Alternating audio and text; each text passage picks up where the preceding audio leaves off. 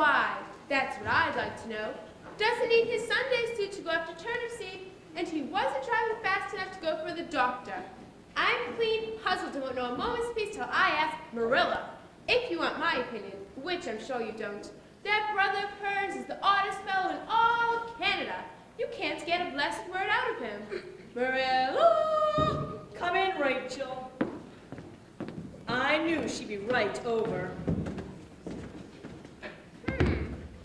3 plates. Must be expecting company. But everyday dishes? Believe I will set a spell. Fine evening, isn't it, Rachel?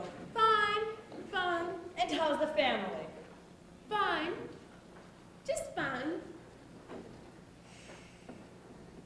Marilla Cuthbert, where for heaven's sake was Matthew going in that buggy? Thought she'd never ask. Matthew was riding down to the station at Bright River, beginning a young girl with his son in Nova Scotia.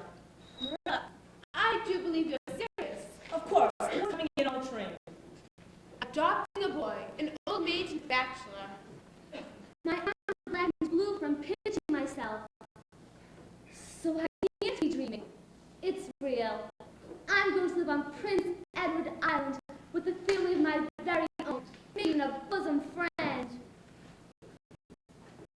Marilla, what on earth was your notion into your head? We've been thinking it over a while. The Spencers were taking a 5-year-old girl from this town and knew all about it.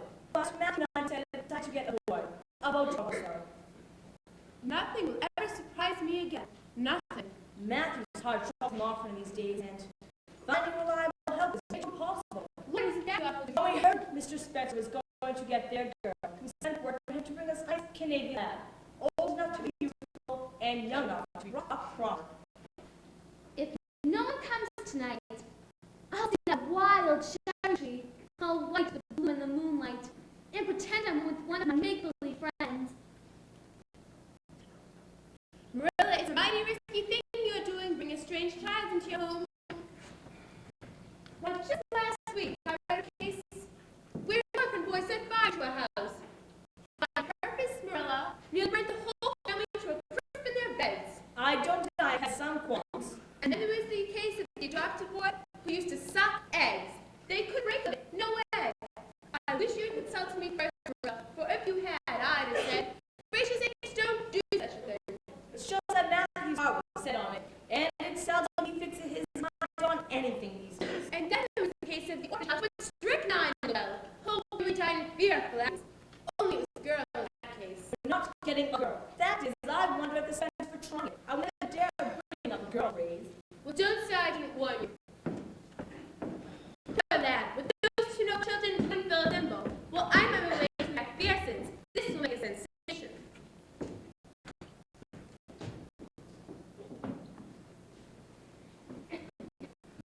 Ah, Mr. Cuthbert. I need to tell you, sir. I suppose the 5:30 train will be along soon. Well,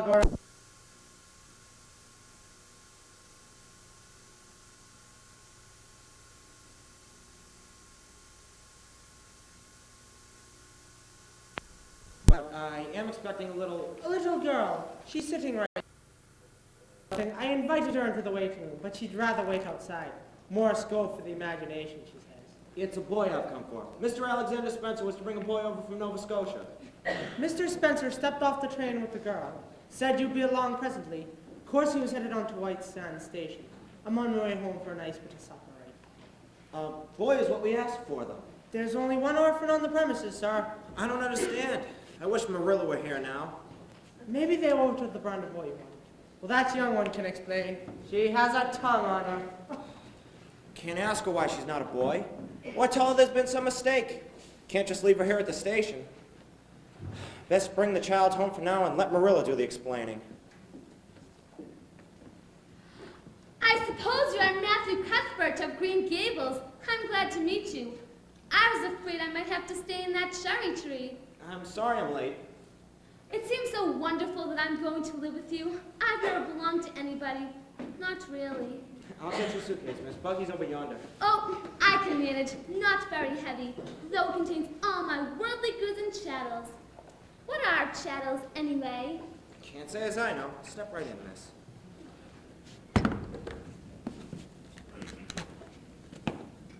think of all there is to find out. Makes me glad to be alive in such an interesting world. You move on, Pearl. I just love riding. Mr. Cuthbert, what do those white lacy blossoms remind you of? Well, no, I don't know. A bride, maybe, with a misty veil. Only no one would ever marry me, except a foreign missionary who couldn't be too particular. Well, no, I wouldn't say that. Though I'd love to have a dress with great puffed sleeves. I've never had a pretty dress, that I can remember. So it's more to look forward to, isn't it? Well, now I suppose it is, yes. Am I talking too much? People always tell me I do. I can stop when I decide to, although it's very difficult. Talk as much as you like, I don't mind. Truth is, I sort of like her chatter. You and I are going to be kindred spirits, indubitably. People laugh at me for using big words, but if you have big ideas, you need big words to express them. Well, now that sounds reasonable enough. Right now, I'm almost perfectly happy. I can't feel totally perfectly happy because, well, what color would you call this? It's red, ain't it?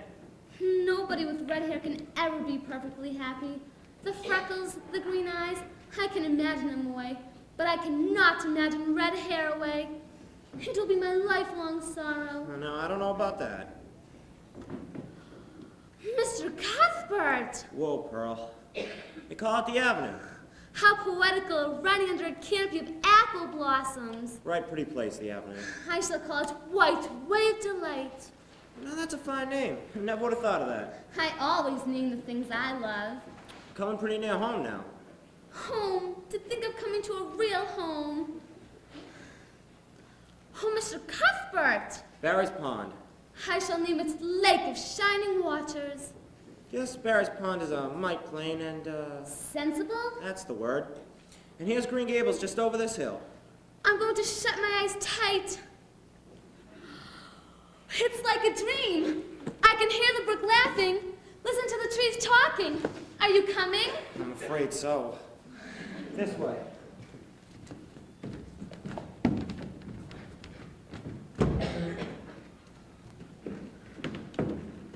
Matthew, where is the boy? There is no boy, only her. There must be. We sent word for Mr. Spencer to bring us a boy. Well, he didn't. Mr. Spencer only delivered a girl. Mercy sakes. Had to bring the child home and where the mistake come in. Well, this is a fine kettle of fish. You don't want me because I'm not a boy. I might have expected it. I should have known it was too beautiful to live. Is she plumb daft or what? Well, no, not exactly. And what am I supposed to do? Don't rightly know. Oh, child, don't take on so. We're not going to turn you out tonight. You'd cry too if you were an orphan girl arriving someplace you thought was home, only to discover they didn't want you either. This is the most tragical event of my whole life. No need to get in a fever, Rick. Tell me what your name is, child. Will you please call me Cordelia? Call you Cordelia. Is that your name? Not precisely, but Cordelia is such a perfectly elegant name. Well, if Cordelia isn't your name, what is? Anne Shirley, but please call me Cordelia. It is so unromantic. Fiddlesticks. Anne is a good, plain, sensible name. I used to pretend I was Geraldine, but I prefer Cordelia now. If you must call me Anne, please call me Anne spelled with an E. What difference does it make how it is spelled? Simple old A-N-N looks dreadful, but A-N-N-E looks ever so much more distinguished. Very well then, Anne, spelled with an E. Could you tell us how this mistake came to be made? Were no boys available? Oh, in abundance, but Mrs. Spencer said you distinctly wanted a girl, about my age. The manager thought I would do. Couldn't sleep a wink all night, I was so thrilled. I never should have trusted that Mabel Spencer. Why don't you just leave me at the station? Wish I'd never seen White Wave Delight, Lake of Shining Waters. What on earth is she talking about? She's just referring to a conversation we had on the way over. Sit down to supper. Now, did Mr. Spencer bring over anybody else? Just Willie Jones for himself. If I was 5 years old with beautiful nut brown hair, would you keep me? We want a boy on the farm. A girl would be of no use.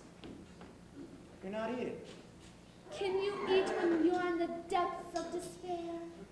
I've never been in the depths of despair, so I can't say. My life is a graveyard full of buried hopes. What? I say that to comfort myself. Don't see where the comfort comes in. Just a sentence from a book. The heroine says it 3 times. I was never allowed to read such foolishness. I guess she's just tired, Marilla. Best put her to bed. Come along, child. This is where you'll be staying for tonight. I suppose you have a nightgown? Just old flannel. But I pretend it's flowing silk. It's sinful to think about clothing too much.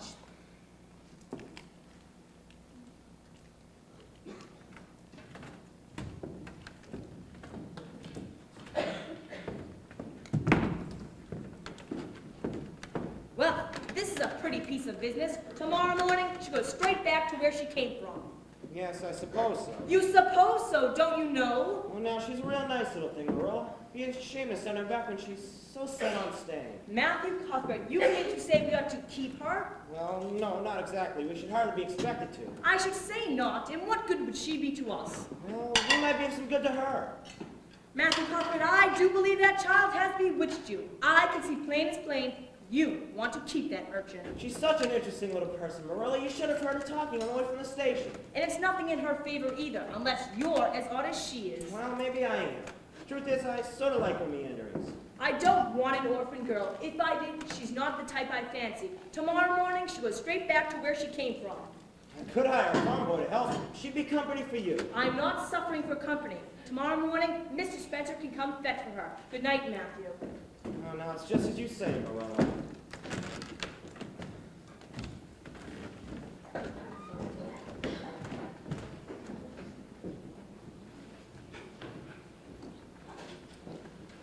By morning, I wasn't in the depths of despair anymore. That's why mornings are so splendid. From my window, I could hear the brook laughing and see the orchard blooming as if it meant it. And I made it my mind to enjoy this day no matter what.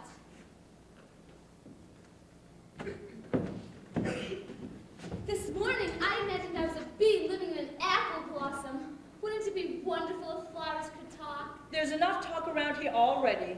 Then I caught a glimpse of the sea and pretended I was a gull swooping down. Can you imagine doing the dishes? That's more to the point. I'm better at looking after children. Too bad you don't have any. I have more than I need for the present, thank you. Mrs. Hammond had 8. Twins 3 times in succession is too much, and I told her so when the last pair came. As you're bent on talking, tell me what you know about yourself. I used to imagine I was a beautiful princess stolen away by an evil nurse who died before she could confess the truth. Just stick to the bald facts, if you please. Well, after my folks died of fever, nobody really wanted me. So Mrs. Thomas took me in, said I was the homeliest, scrawniest child. But I stayed there till I was 8, looking after children. But Mr. Thomas got drunk once too often and was killed falling under a train. So Mrs. Thomas moved back home. I don't think I'm following all of this.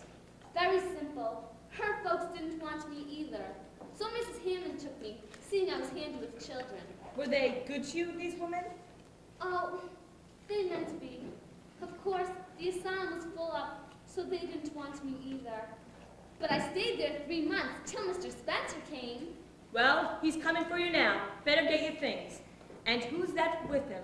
Why, Mrs. Blewett, that mean old stingy-tempered woman.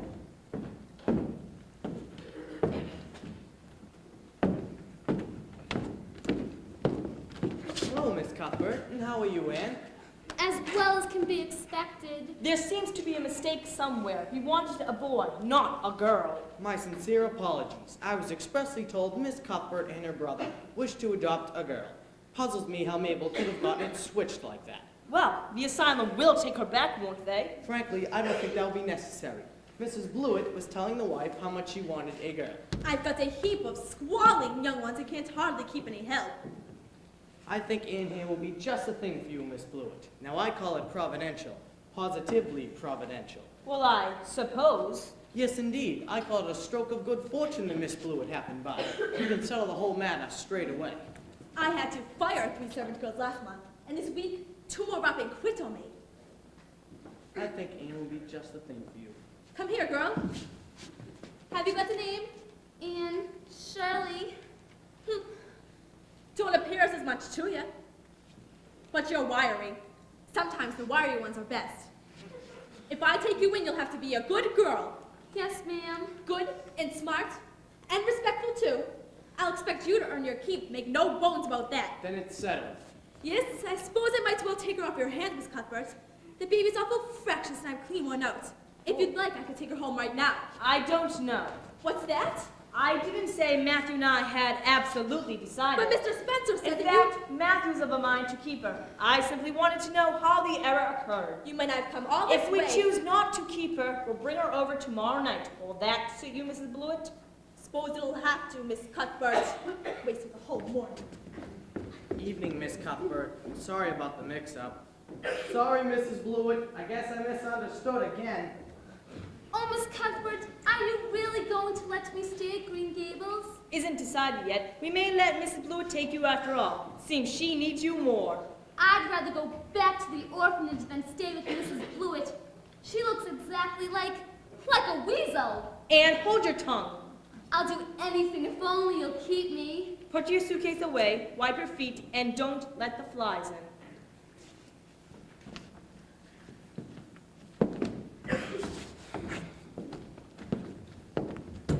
Saw Mr. Spencer drive off. Yes? What was that Mrs. Blewett doing hereabouts? Mrs. Blewett wanted to take Anne. I wouldn't give a mangy dog to that Blewett woman. Well, it's either that or keeping the girl ourselves. Seems sort of a duty. Well now. But since you're so set on it, I decided to give it a try. An experiment, you might say. Experiment, yes, whatever you say, Marilla. If you want, the girl can stay on a temporary basis. I reckon you'd come to see it in that light. She's such a bright little thing. More to the point, if she was a useful little thing. You'll let me manage her. Fine, Marilla, that's fine.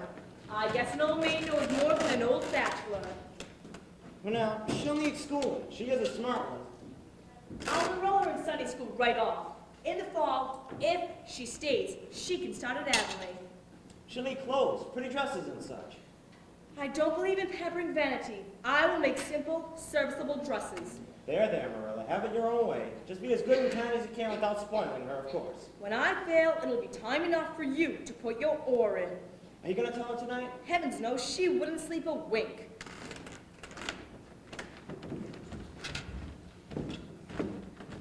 Marilla Cuthbert, you've put your hand to the plow and there's no turning back. And to think Matthew should be behind it all.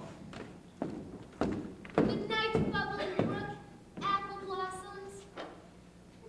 I always say good night to the things I love. But it's no use loving Green Gables if you have to be torn away. It's high time you said your prayers and got to bed. Oh, I never say prayers. That's a very shameful girl. Mrs. Thomas said God gave me red hair on purpose, so I haven't cared for him since. Under my roof, you will kneel down and say your prayers. Why can't you just go out into an open field, look up into the gray blue sky, and just feel a prayer? Ask humbly for what you want and thank God for your blessings. Oh, gracious Heavenly Father, I thank Thee for white wave delight, lake of shining waters. And please let me stay at Green Gables. And please, please let me be good looking when I grow up. I remain yours respectfully, Anne Shirley. Well? Maybe our men would be better. Oh, Miss Cuthbert, please tell me if you're going to keep me. I can't bear not knowing. Well, Matthew and I have decided to give it a try. An experiment, you might say. Only if you manage to behave. It'll be uphill work. Mrs. Thomas said I was desperately wicked. Can I call you Aunt Marilla? Plain Marilla will be just fine. We could imagine. I prefer to see things just as they are. Oh, Miss Cuthbert. I mean, Marilla. How much you miss. Good night, Anne. It's about time somebody's adopted that girl. She's next door to a perfect heathen. Well, we've decided on the experiment, and goodness knows what will come of it.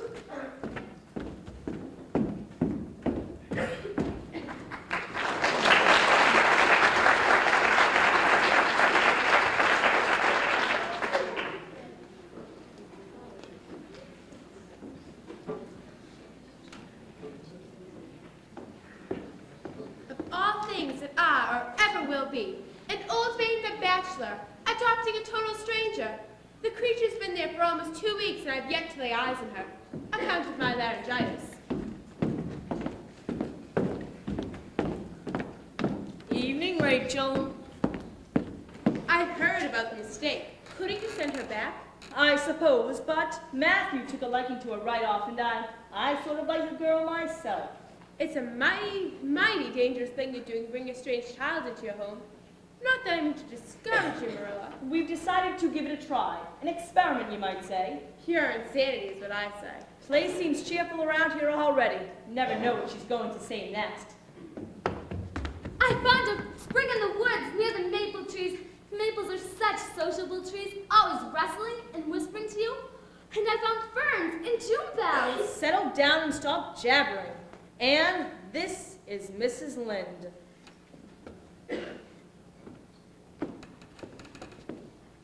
Well, they didn't pick you up for your looks, that's Sharon Precertin. She's terrible, skinny, and homely, Marilla. Come here, child, and let me have a look at you. Lawful heart, did anybody ever see such freckles? And hair as red as carrots. I hate you! I hate you! I hate you! How dare you call me red-headed and ugly? How dare you call me skinny and freckled? You are a rude, impolite woman! And How would you like to be told you're dull and clumsy and prone of a spark of imagination?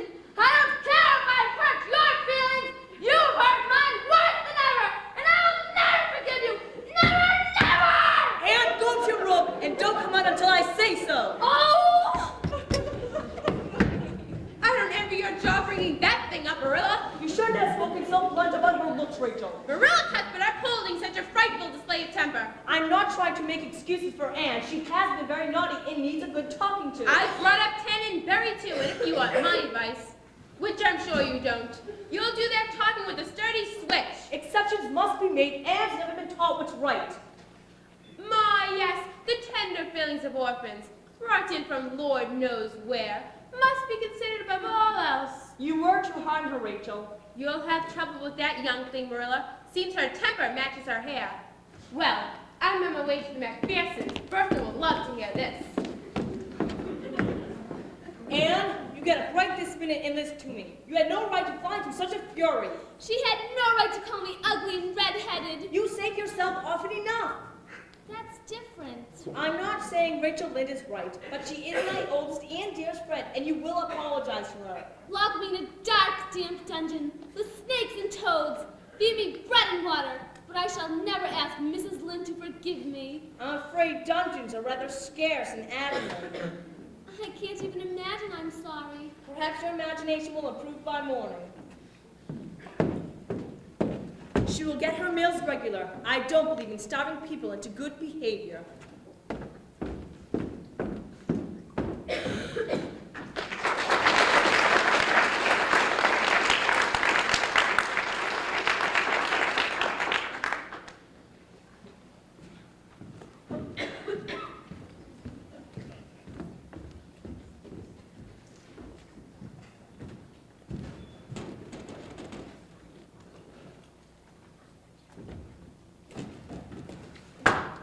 How you making it, Ann? I feel so ashamed. Rachel Lind is a meddlesome old gossip. Serves her right.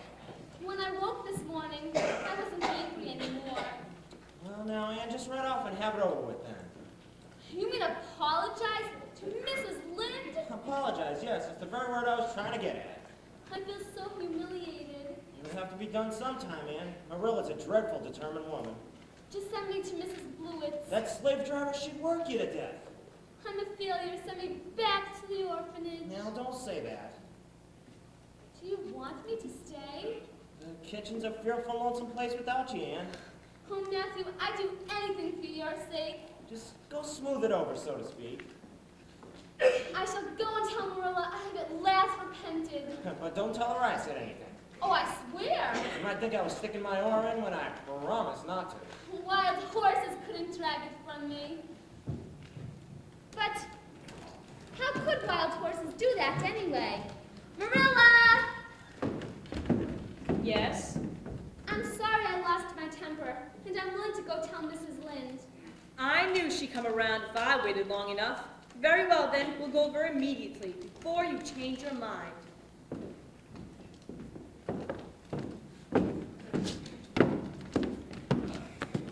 Just don't say anything too startling. Good afternoon, Rachel.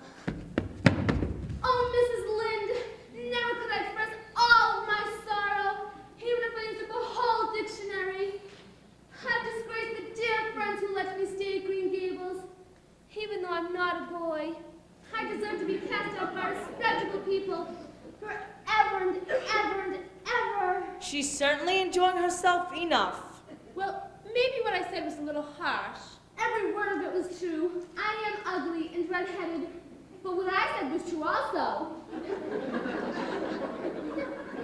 Although I shouldn't have said it. Oh, Mrs. Lind, please forgive me, or you will inflict lifelong sorrow on a poor orphan girl. Was that too startling? There, get up, child. Of course I forgive you. I'm such an outspoken person, so you mustn't mind me, Anne. Spelled with an E.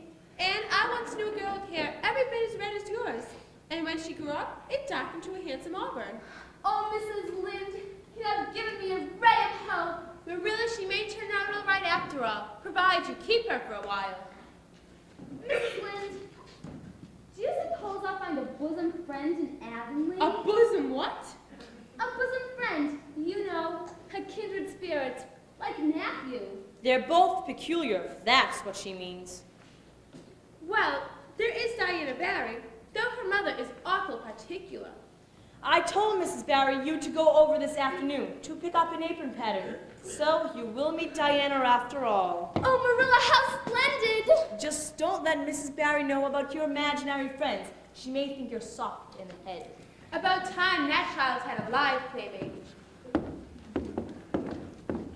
I hope Diana's lovely with long dark hair, not red-headed and homely. Diana, such an elegant name. But I'm trembling with fear. What if she doesn't like me? That would be the most tragical disappointment of my whole life. And don't use all those long words.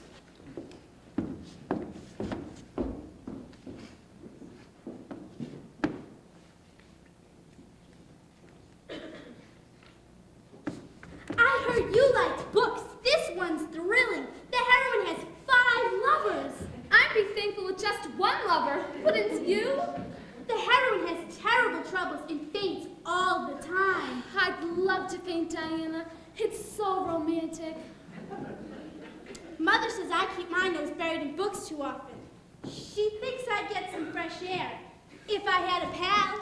We could walk in the woods. Collect shells by the seashore. Oh, Diana, do you think you could like me enough to be my bosom friend? I'm glad you've come to Green Gables. There are no girls close by except my sister, Minnie May, and she's just a baby.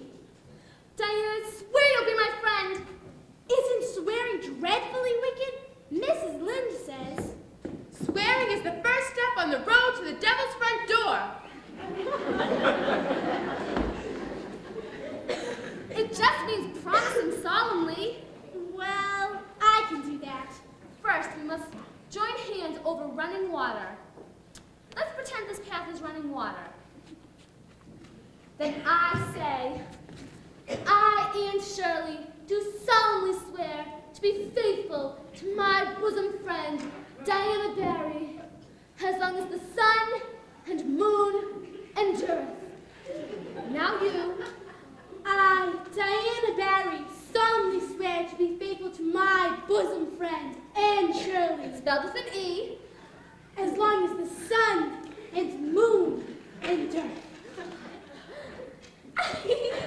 You're odd, but I think I like you. Marilla said not to talk you to death. I'm still breathing, thank you. Diana, the Sunday school's having a picnic. You're invited too. Mrs. Lind is making ice cream. Ice cream, how magnificent! Was that a long word?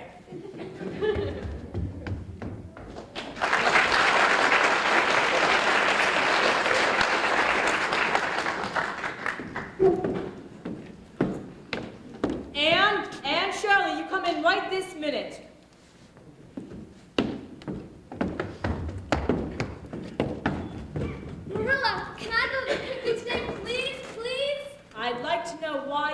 can't obey me.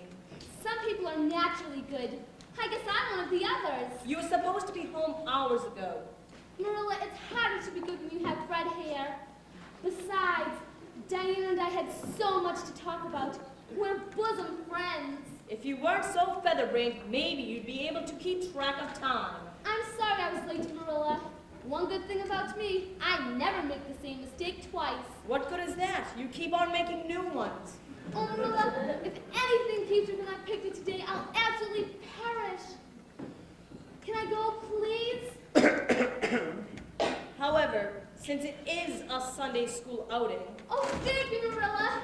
never mind your kissing nonsense. I'd sooner see you doing exactly as you're told. Ice cream. I can't even imagine what it tastes like. Here's a new calico for the picnic. Aren't you grateful? Oh, I'm very grateful, Marilla. But puffed sleeves are so stylish. I haven't material to waste on puff sleeves. They look big as balloons. I'd rather have puffed sleeves big as balloons like everyone else than plain and sensible ones all by myself. Trust you for that. I heard you like chocolate, so I brought you some from town. You should have bought peppermints. They're wholesomer. Seems like she's always been here. Yes, just today she burnt the pie in the oven. Still, I can't imagine the place without her muddle-headed ways. Now, Matthew, don't be grinning like I told you so. Marilla. I admit I'm getting fond of the girl, but as far as I'm concerned, she's still on trial. I didn't say a word.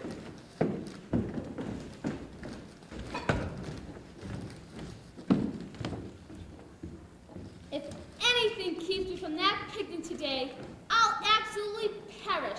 Mrs. Lynde says. Blessed are they who expect nothing, for they shall not be disappointed. But I think expecting nothing is far worse. Anne, did you see my amethyst brooch? Why, yes, I passed by your room, so I went in to look. You had no business meddling through my things. Where did you put it? Back of your dresser, on the pincushion or the china tray. It's not there. Tell me the truth. Did you take my brooch? I am telling the truth, even if I'm led to the block for it. Though I'm not exactly sure what a block is. Until you confess, you will go to no picnic. Make up your mind to that. But Marilla, the picnic is today. I'll stay as long as you like afterwards, but please let me out for the picnic. There will be no picnic until you confess. Oh. What's wrong, Marilla? Mother's amethyst brooch is gone. I'm afraid Anne has taken it and is afraid to own up. Well, now, maybe it fell behind the dresser. I checked every crack and cranny. Well, maybe it fell into a drawer. I emptied the drawers. Matthew, it's the pure, ugly truth. Anne has taken the brooch and is lying about it. We have to face it. Well, now, what are you going to do? She will stay in that room until she confesses. In the meantime, she will be severely punished. Well, no, I have nothing to do with that, Marilla. You warned me not to put my oar in. Her dishonesty hurts me more than losing Mother's amethyst brooch. I just can't see Anne do anything like that. Matthew, you don't know. You haven't known her for that long. Yes, but she's not that type of person, Marilla. Matthew, I don't know what to do. I reckon this is going to take some time to think about. I will not stand for dishonesty in my home. Marilla, I'm ready to confess. Let me hear what you have to say, child. I took the brooch, yearning to play Lady Cordelia with a real amethyst. Suddenly, over the bridge of Lake of Shining Waters, the amethyst brooch fell from my fingers, trickling down, down, down, sealing all purple and sparkly, sinking forever. That's the best I can do at confessing, Marilla. Anne, you are the wickedest girl I've ever heard of. I suppose so, and it's your duty to punish me. So please get it over with, so I have nothing on my mind for the picnic. Picnic indeed. There will be no picnic. But you promised! No, and that's fine. I'll go to your room. Oh! Lord, is that child crazy or worse? I'm afraid Rachel Lynde was right. Well, now, Marilla, I admit she did wrong, but her heart was so set on that picnic. Matthew Cuthbert, I'm amazed at you. You're making excuses for her. She doesn't even know how wicked she's been. Now, she's such a young thing, Marilla. Allowances should be made. The asylum can attend to that, thank you. Need to mend my black lace shawl. Don't bother with dinner. Matthew, are you all right? Fine, just not hungry.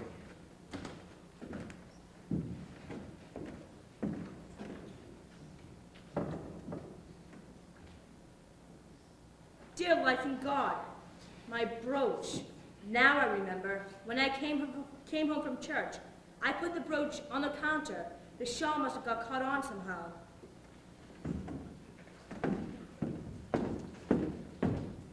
Anne? No dinner, please. My heart is broken.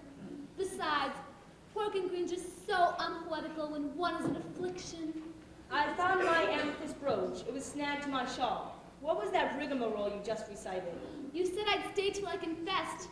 Seems my effort was wasted. And you do beat off, but I drove you to confess. So, if you'll forgive me, we'll start square one again. Time to get ready for the picnic. I won't be too late. Of course not. They're not half gathered yet. Wash your hair, clean your face, and I'll get your baskets ready. 5 minutes ago, I was wishing I'd never been born. Now I wouldn't trade places with an angel. Lord, that child is hard to fathom. Perhaps school can settle her down. But goodness knows the trouble she may cause there.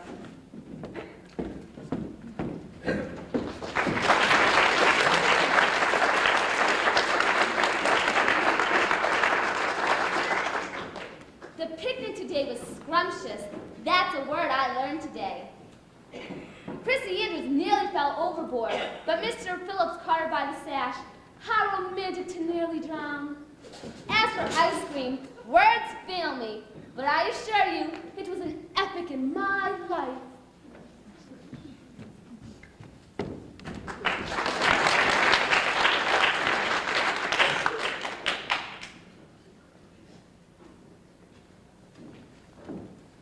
Anne, don't be dawdling. You'll be late for school. Coming, Marilla.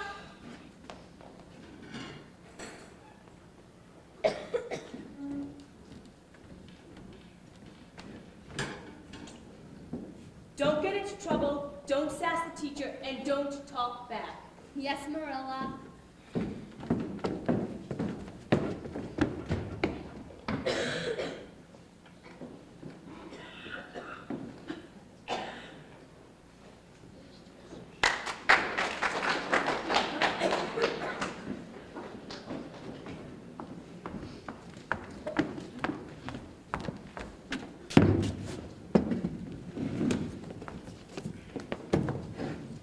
So, Josie, who's this Miss Shirley person anyway? Just an orphan girl from the asylum.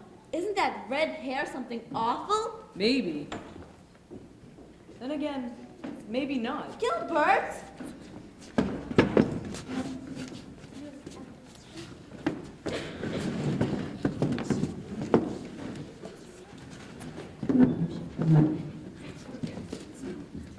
Class, attention please.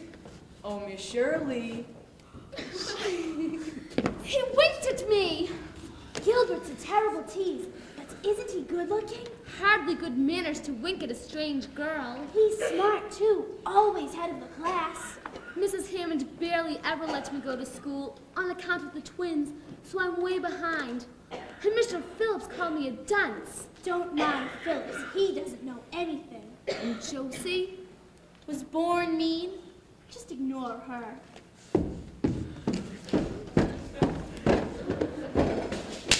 Recess is over, slate's out, time to check your sums.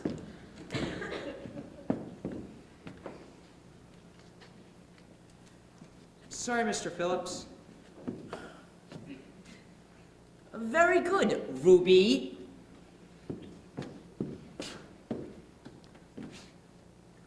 All wrong, Moody. I tried my best, Mr. Phillips. Not good enough, Moody. And now for our new pupil, Miss Anne Shirley.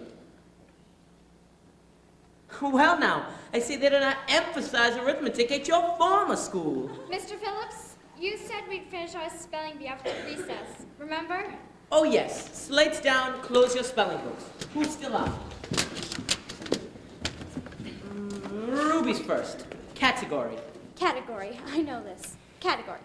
C-A. T-E-C-A-G-R-Y,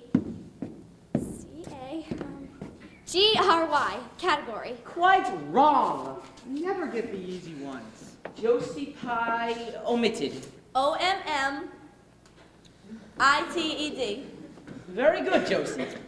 I thought it was 2 T's and 1 N. So it is. I misunderstood. Gilbert's knowledge. Knowledge. Knowledge. Knowledge. Miss Shirley, strength. Strength. S-T-R-E-N-T-H. Miss Shirley, your spelling isn't quite so perfect as you think. Gilbert? Strength. S-T-R-E-N-G-T-H. Very good, Gilbert. Don't worry, Anne. Gilbert always wins. Why didn't I get that word? Thank you, Diana. I must go to the back room now. You people stay quiet while I go.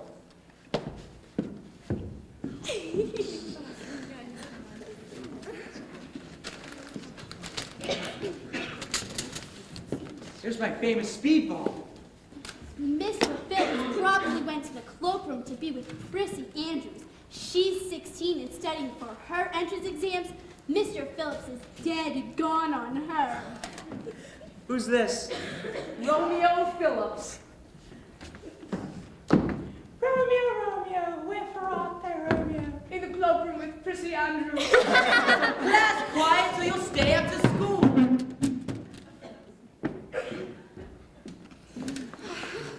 Anyone want the rest of my lunch? Trade for an apple.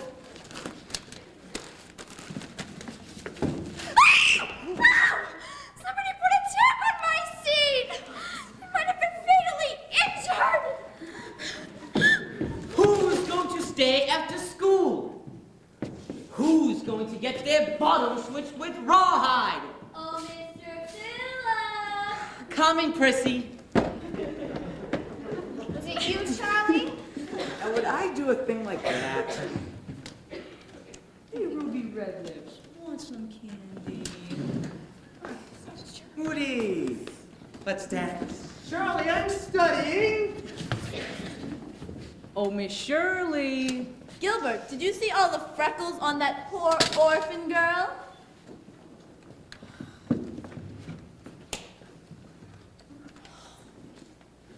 Is that for me? Thank you, Diana. For your information, the note was addressed to me. Oh, Miss Shirley. How do you spell carrots? Carrots. C-A-R-R. How dare you make me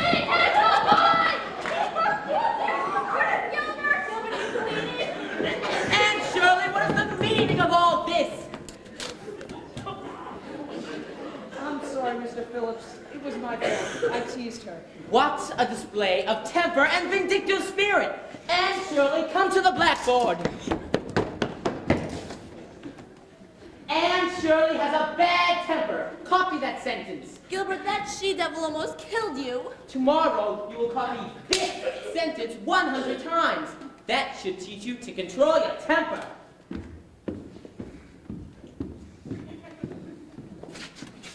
Class dismissed.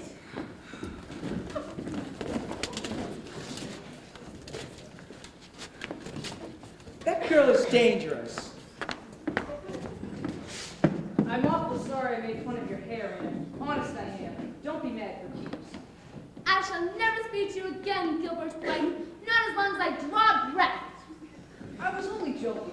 Here, would you like a candy bar?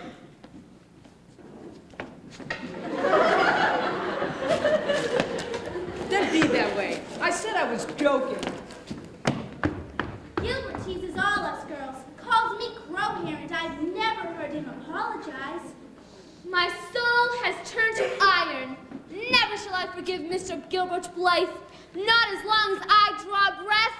Not for eons. Eons? What's an eon? I'm not sure. I read it in a book once. Oh.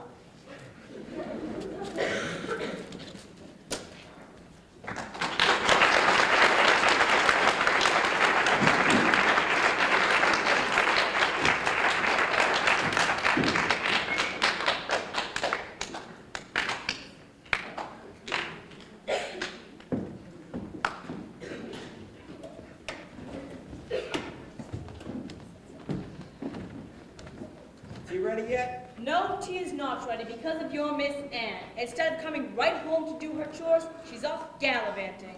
Now, Marilla, you're judging on my haste. She needs to be brought up short and sudden, that's what. Must be some reason she's gone. The minute she grows out of one quirk, she takes up another. I'm sure it can all be explained. Anne's a great one for explaining. Trust you to take her part, but I'm bringing her up, not you. I'll call when tea's ready. Oh, gracious sakes. Anne, why are you home from school? Are you sick? Go away and don't look at me, Marilla. My life is over. Do I dare ask what happened at school today? I broke my slate over Gilbert Blythe's head. And why was that?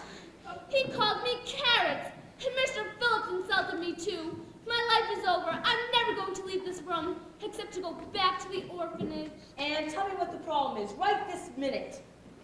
I'm the unhappiest girl on Prince Edward Island. Look at my hair, Marilla. Why, Anne, your hair is green. I thought red hair was bad, but green hair is 10 times worse. What happened to your hair? I dyed it. You dyed your hair? Do you know how simple that is? I thought getting rid of red hair would be worth the risk. Well, I would have at least dyed it a decent color. I didn't pick green. The peddler said I'd have rich raven tresses. Well, you can't go around looking like that. Josie Pye would laugh at me, and the boys would think I'm a disgrace. You'll have to cut it off. There's no other way. I'm always making mistakes, Marilla. You haven't been in a scrape for a week. It was overdue. You want to send me back. I failed the trial. You are a trial, if truth be told. And I did so want to please Matthew, because he wanted me. We both wanted you, Anne. All I do is make mistakes, Marilla. What can you do? I told you we're just going to have to cut it off. I'm so glad tomorrow's a new day with no mistakes. I'll warrant you'll make plenty. What would the year be with no September? About 11 months.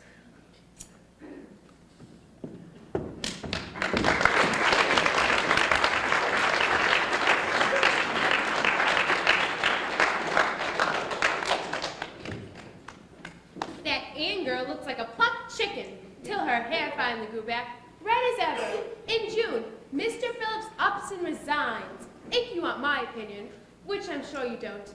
The only reason he got hired in the first place is because his uncle is on the school board. Canada's going to the dogs, mark my words. Well, it's just plain proof. Things cannot be perfect in an imperfect world. Marilla! Coming, Rachel. Anne, don't be dawdling. Might as well be talking to the wind. I want to be extra good today, Marilla. Today's an anniversary. Do you know what it is? No, I can't say.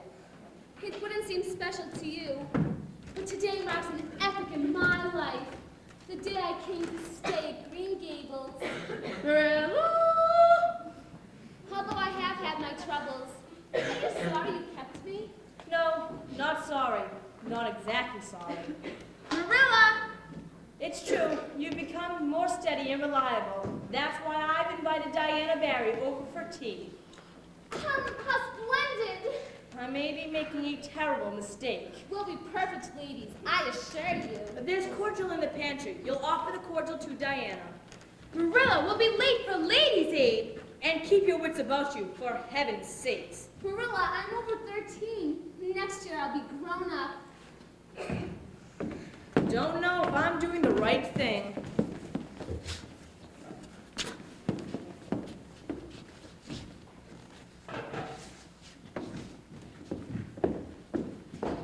I'll ask Diana if she takes sugar in her tea, although I know she doesn't.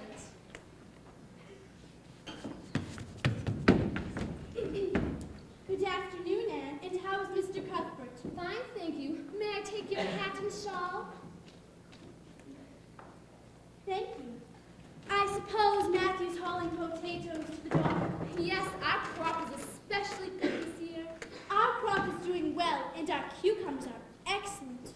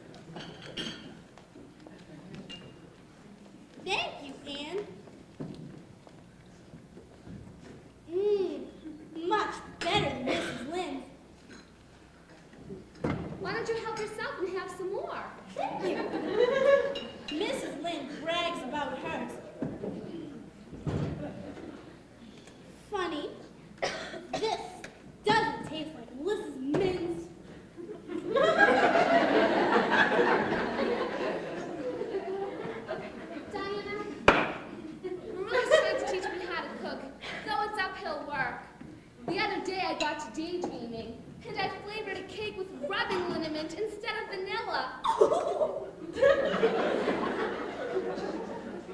And the other day, I was thinking of the loveliest story. You took sick with the smallpox, but I nursed you back to health. Thank you, Anne, dear. Then I took sick with the smallpox and died. But you nursed me back to health. Oh, I feel very sick. I must go right home. But you haven't had fruitcake or cherry preserves. I feel very strange. Diana, maybe you have the smallpox. I'm awfully dizzy. I must go right home. But you haven't had tea. Please stay for tea. Diana Barry, whatever is the matter with you? I don't know.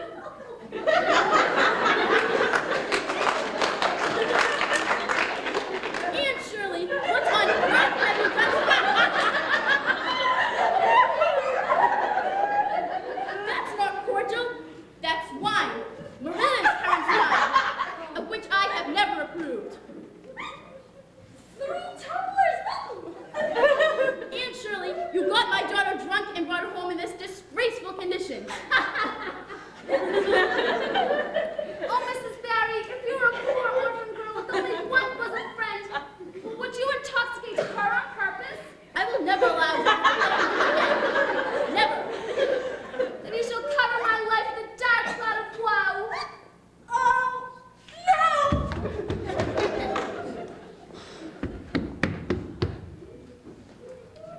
The next day I tried to bid Diana farewell, but Mrs. Barry slammed the door in my face.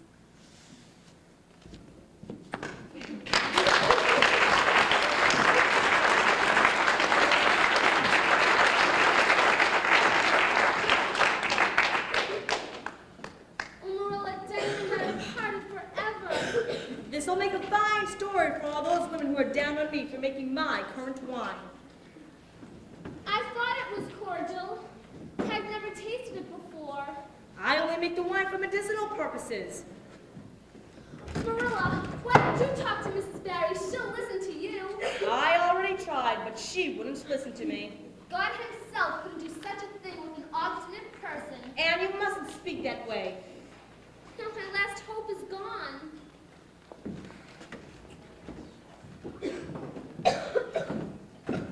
I told Julia Barry my wine was not to be guzzled 3 tumblerfuls at a time, and I'd sober up Diana with a good spanking. Anne!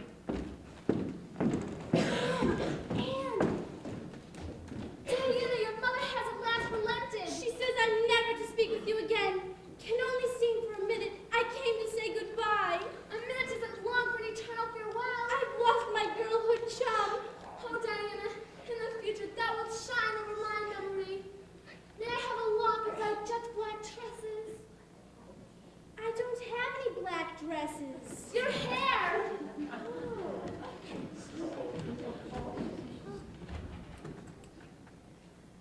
Farewell, sweet sister. Fare thee well. Henceforth we meet as strangers. Diana and I had such a lovely farewell. The ends are ever so romantic. And I just remembered that cordial was in the cellar, not the pantry. Diana and I are parted forever. There, Anne. I think I shall die of grief. I don't think you'll die of grief, so long as you can talk. Do you think when Mrs. Barry sees me lying dead and clothed in my funeral, she will allow Diana to come in and see me? Get up, Anne. Oh, but please make sure this lock of Diana's hair is buried with me. I promise.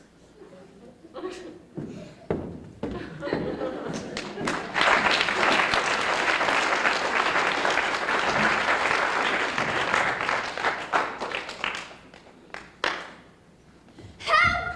Help! Miss Cuthbert, help! Anne fell off the roof. Woody and Charlie are bringing her home now. We're playing down in the schoolyard. was just an accident, Miss Cuthbert. Josie dared her to climb up the ridgepole. It wasn't entirely my fault.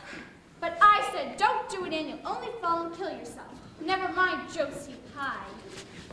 Stop talking. Stop moving. Mercy me. Anne, what'll I do? Oh, she's killed. She's dead. Oh, God. Say something, Anne. Anne, dear, tell us if you're killed. No, Ruby, but I do think I'm rendered unconscious. Where? Where were you unconscious, Anne? Show me. Gave me such a scare. My heart's pounding like a drum. Boys, will you take it to a room? It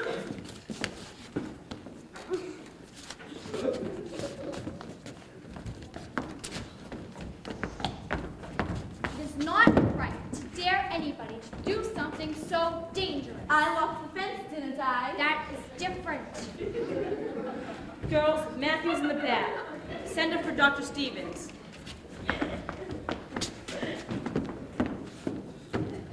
One, two, three. Ow! I hope she's all right, Miss Cuthbert. Oh, I do think I feared I sprained my ankle, Marilla. And what were you doing on top of that roof? I had to walk that ridgepole, though I might perish in the attempt. Josie dared me. Serves you right for such tomfoolery. Aren't you sorry for me, Marilla? It was your own doing. That's why you should feel sorry. And you never stop and think. Thinking it over spoils everything. You'll be off your feet for weeks. The doctor will have to mend that ankle. But then on the school, and Gilbert, I mean the boys, will all get ahead of me. Get some rest, Anne. Thought I lost her for good. I couldn't bear that. I'm such a child to Marilla. I guess that's why she had tears in her eyes. Marilla Cuthbert, it's sinful to set your heart too much on one living creature.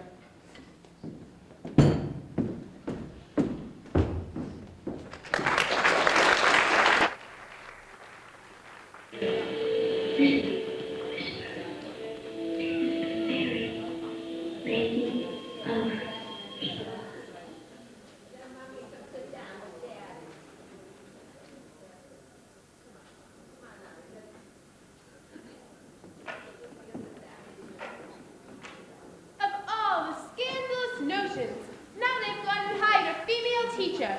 If you want my opinion, which I'm sure you don't, that's a dangerous innovation. Next, they'll be wanting female ministers, like they have in the United States. Whole world's turning upside down, that's sure for certain. Marilla! Come in, Rachel.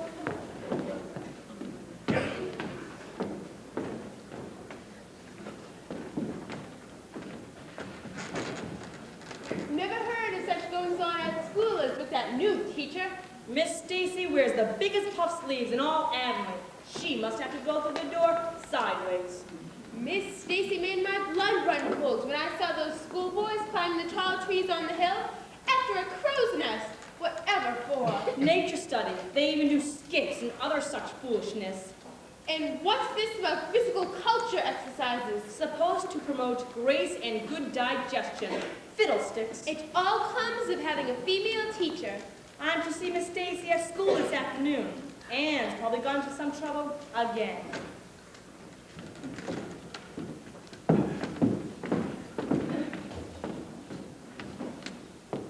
College education for women. Lord help us.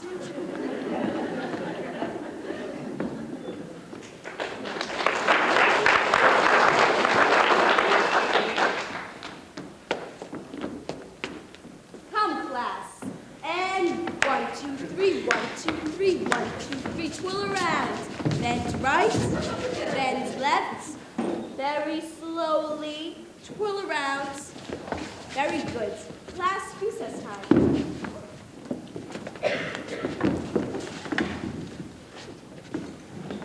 Charlie, up on your toes.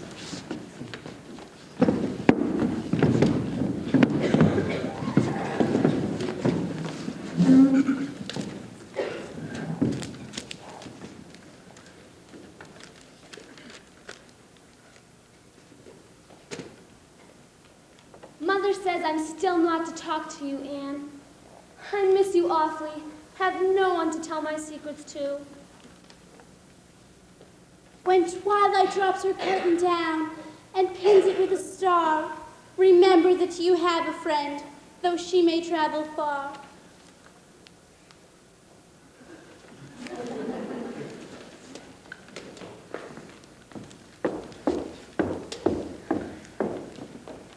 Gilbert, I saw you put an apple by a certain person's books today.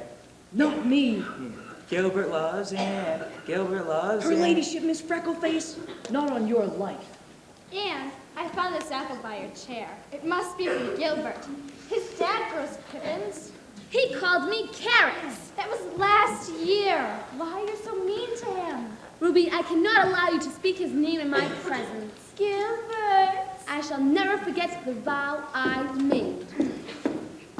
Why do we have to write stories every week, Miss Stacy? To exercise the imagination. My imagination has authoritis. And come and read the class your story.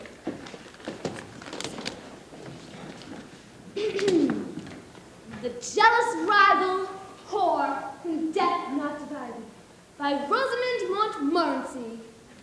That's my nom de plume. Norm de what? Means pen name, Moody.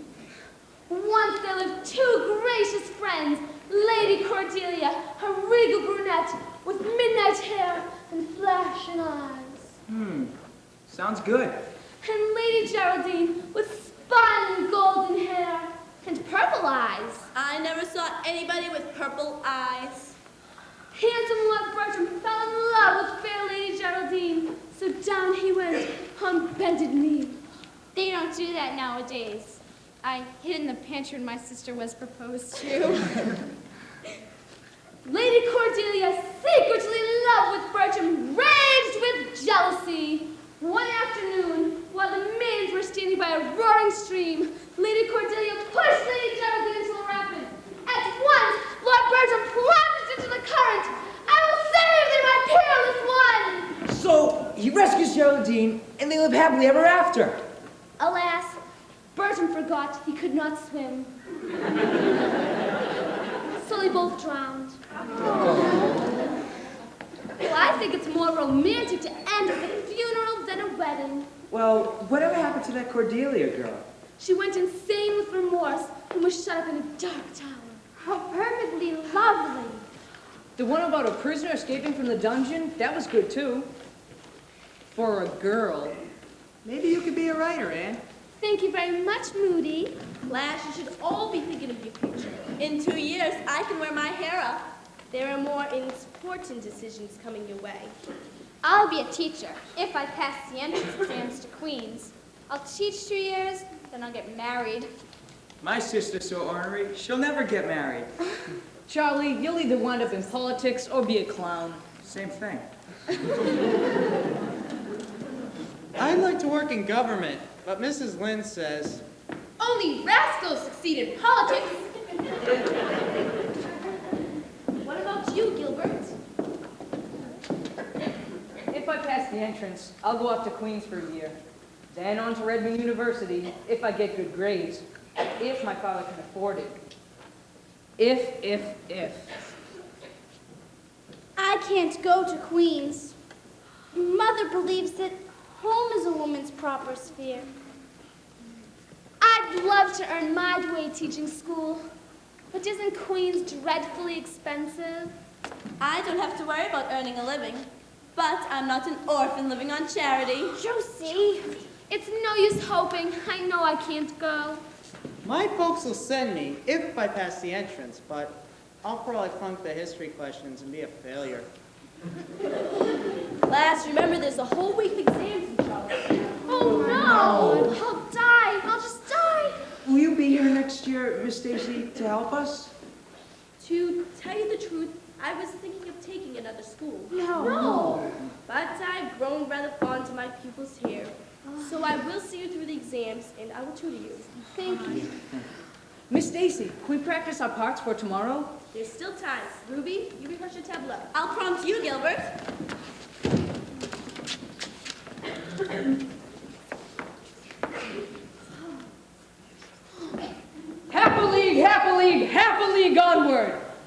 the valley of death rode the 600. Blow gently, sweet Afton, among thy green braes. Blow gently, I'll sing thee a song in thy praise. Moody, this is duet, not a solo. I'm Faith, with my hands clasped like so. I'm Hope, with my eyes Blow uplifted. gently, I'll sing thee Josie, a song your in charity. thy praise.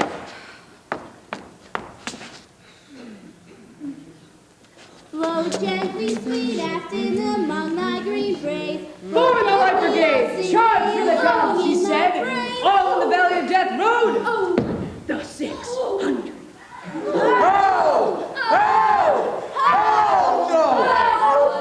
Oh, good afternoon, Miss Cuthbert. We were just rehearsing. Class dismissed. You're here because Miss Stacy caught me reading Ben-Hur, but I just had to know how the chariot race turned out. I'll speak to you at home. Miss Cuthbert, I wanted Anne to join my special class. Special class? What has she done now? I'm offering lessons after school to prepare students for Queen's Academy. Anne's not going to Queen's. But Anne is a clever girl with a wonderful imagination. She gets into daydreaming and forgets to do her chores. Well, I think Anne has a genuine talent for writing. I think it's stuff and nonsense, but Matthew dotes on every word. Well, I think Anne would fit in just perfectly at Queen's, Miss Cuthbert. Well, I don't know. About money and such. Besides, the exam's more than a year away. Well, in my opinion, it's always best to start early. Perhaps. Will that be all, Miss Stacy? Miss Cuthbert, have you considered Anne's future? Yes. She will always have a home at Green Gables with Matthew and me. Well, always is a long time. Anything can happen. Yes, it is an uncertain world. I've learned that. Well, don't you think Anne should be fitted out to earn a living? Maybe so. Good afternoon, Miss Stacy. Lord, those puff sleeves look big as balloons.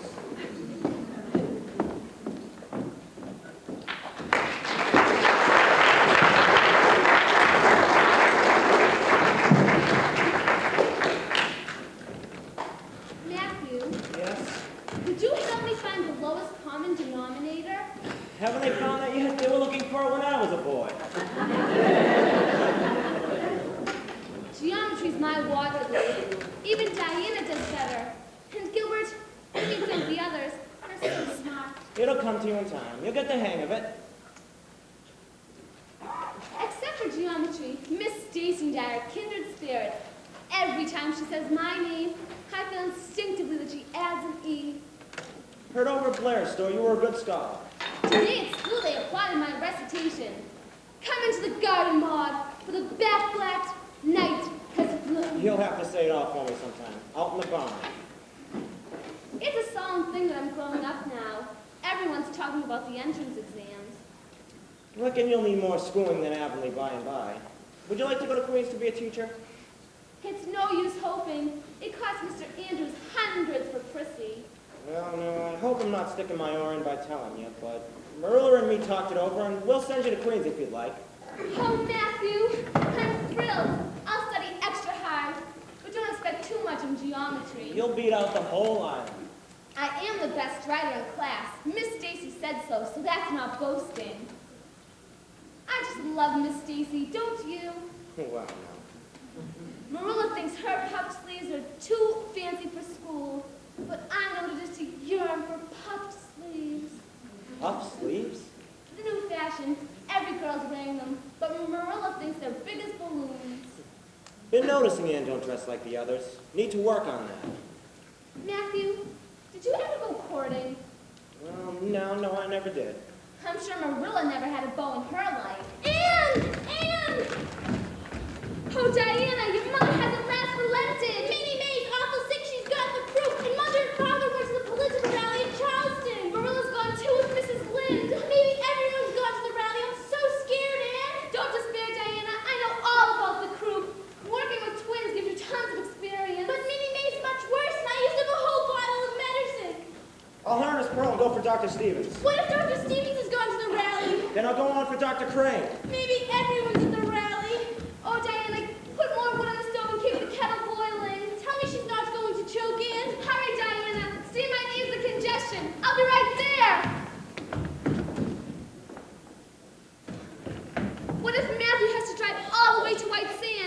That could take hours.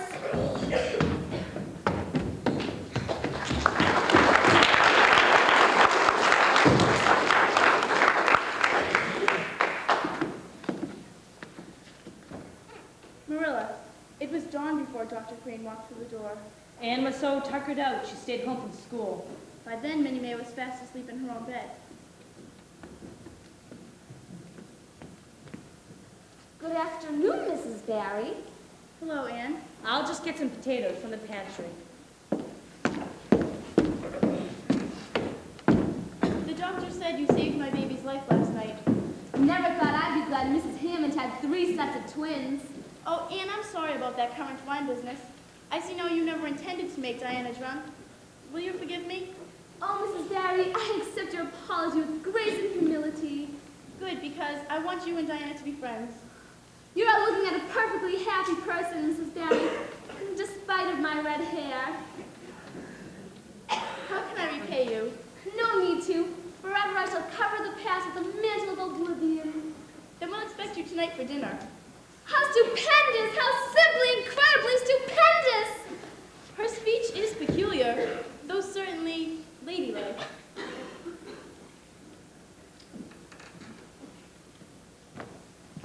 Nobody ever used their best china on my account before. After dinner, Diana and I made a pot of taffy, but I let the pot burn. Afterwards, when we set it out to cool, a cat walked across it. But nevertheless, tonight was an epic in my life.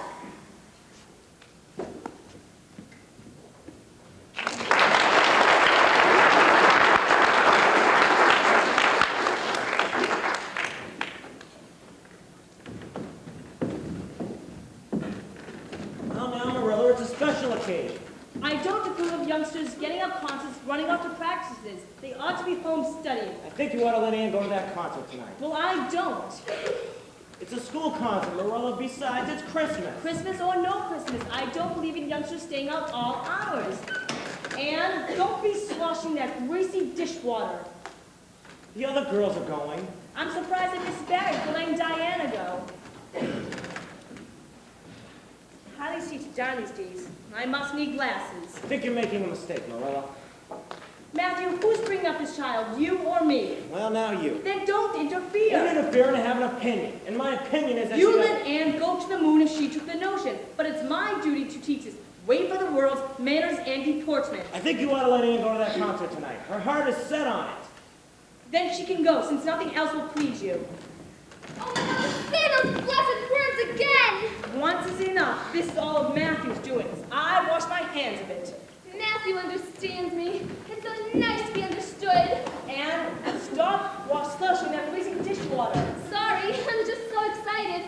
I've never been to a concert before, let alone performed in one. All I hope is you behave yourself. Diana's going to sing a solo, and I'm doing a recitation. Though I need to practice the groaning. Oh! Anne?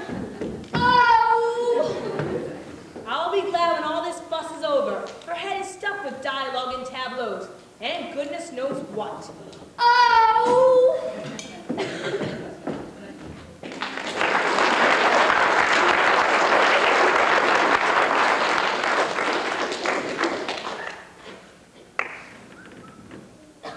Merry Christmas! Merry Christmas!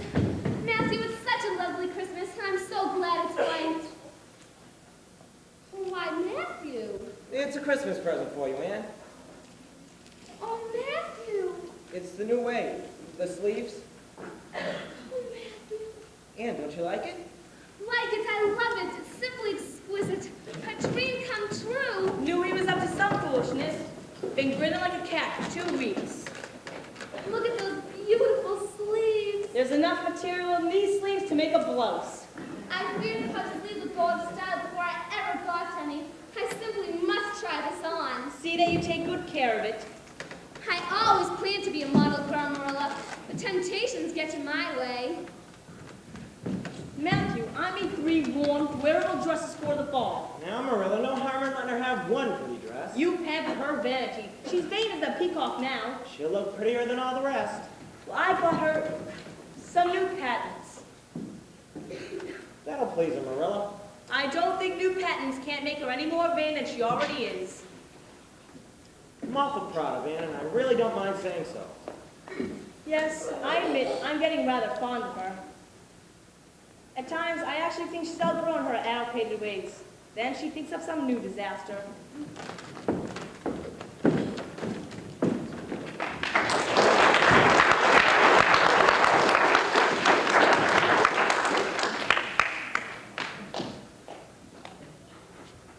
Don't get too close to the water, Diana. You'll get your feet wet.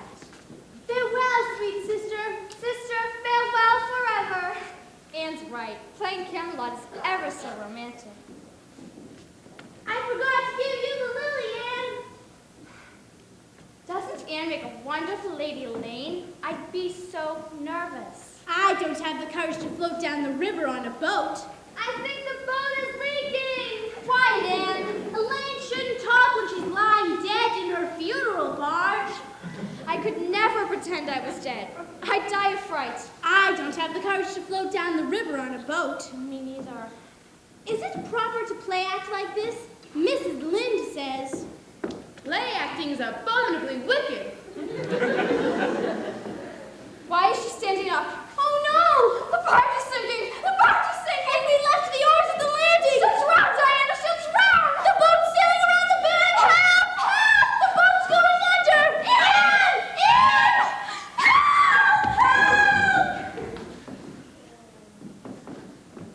Gilbert Blythe, I'm quite able-bodied. Please put me down. Gladly, and I promise never to rescue you again. Just tell me what happened. We were playing Camelot. And I suppose you were Lady Elaine. I insisted a red-haired individual should not play the Lily Maid, but Ruby and Diana insisted that I do. I think that scarf looks better on Ruby Gill's piano. For your information, it is my coverlet of gold. I still don't understand what you were doing on that log piling. While the boat began leaking, when it floated under the bridge, I caught hold of one of the log pilings. So slippery, I nearly fell in. And that's when I rode by, luckily. Thank you very much, Gilbert. I'm very much obliged.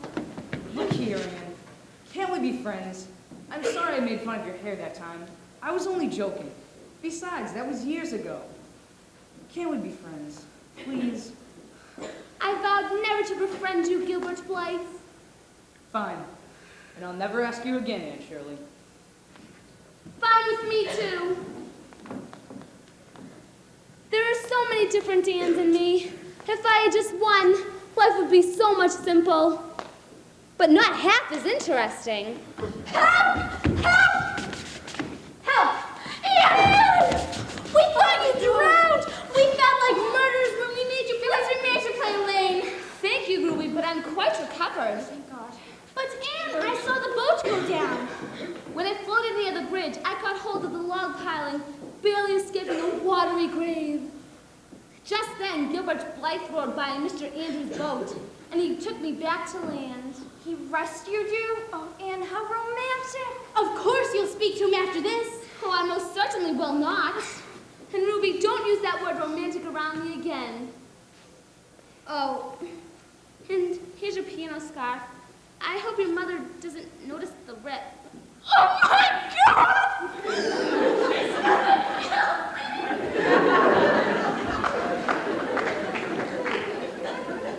I must be born under an unlucky star. In my imagination, adventures end in a blaze of glory.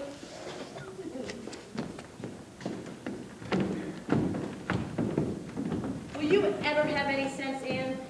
I think my prospects of becoming sensible are more brighter than ever, Marilla. I don't see how. Today I learned a valuable lesson. Avonlea is not Camelot. Well, who would have thought? Today has cured me of being too romantic, so you will see a greater improvement in that respect. I certainly hope so.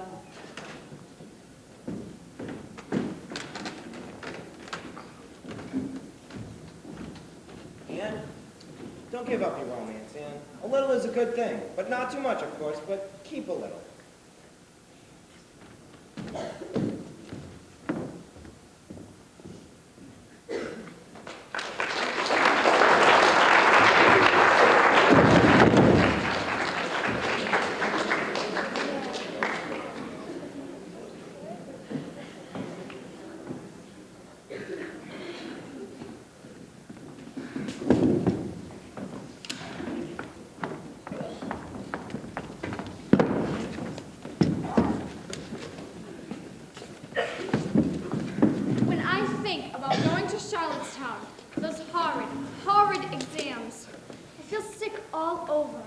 7 times 0, 0. 8 times 0, 0. 9 times 0, 0. Moody, what are you muttering? The multiplication table is to steady my nerves. Otherwise, I'd forget everything I know. Miss Stacy, do you think we'll pass? The question haunts me. We'll find out soon enough. We'll print the results in Charlottetown paper. That could be humiliating. It's not fair. If you flunk one part, you flunk the whole exam. If I fail geometry, I'll fail the whole test. Geometry is easy. A child of 10 could learn it. I memorized the propositions, but they changed the letters on me. The arithmetic part has numbers a yard long. And Prissy Andrews said they put in trick questions to trip you up. It's the Latin conjugations I worry about. What good is Latin anyway? Amo, amas, amat? I know I'll flunk English history and disgrace my parents. I feel it in my bones.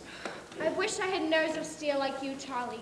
Nothing rattles you. It's just an exam. If I flunk, I'll try again next year. What good is worrying? At least worrying makes you feel like you're doing something. The worst part is waiting for the pass list to come out. If I could just wake up when it was all over. I am not superstitious, but I do wish my exam number wasn't 13. 13 is a very unlucky number. Prissy Andrews stayed up nights cramming before each test. I'd be sleepwalking. Class, promise you won't stay up late. Don't open a book and get a good night's rest. Best of luck in Charlottetown. Last night I dreamt the pass list came out. Gilbert Blythe's name was on top, but mine wasn't there at all. Capital of Manitoba is Winnipeg. The capital of Alberta is... Charlie, where's the capital of Alberta? Where have you left it, Moody? Ruby, can I walk you home? Only if you can explain how fractions can be improper. Gilbert, wait for me. My daddy says Gilbert Blythe is sure to come in first place. Thanks, Josie, but I just want to pass. Don't you just hate those French adverbs? Ruby, my jewel, J-Boss and me back. Gilbert! I wish I had forgiven Gilbert Blythe when I had the chance. Oh well, who cares? I wanted to talk to you, Anne. Miss Stacy, there will be other springs, but I can't enjoy this one unless I pass the entrance exams. And you've studied hard for months. That's true. Mrs. Lynde says. And Shirley, the sun will rise tomorrow whether you pass geometry or not. That's true, though not very consoling. I do so want to please Hi for Matthew and Marilla. Then don't stay up studying. It will only confuse you. Mainly, I want to beat out Mr. Gilbert Blythe. And this new story is delightful. It's about real people, about things that can happen right here in Avonlea. No lords or ladies, castles or kings. No knights charging forth on coal black steeds. And you skipped all those fancy words. I guess plain words are good like you said, Miss Stacy. And you have the makings of a very talented writer. Think about it. There's so much to think about now that I'm growing up. Come, I'll walk you partway.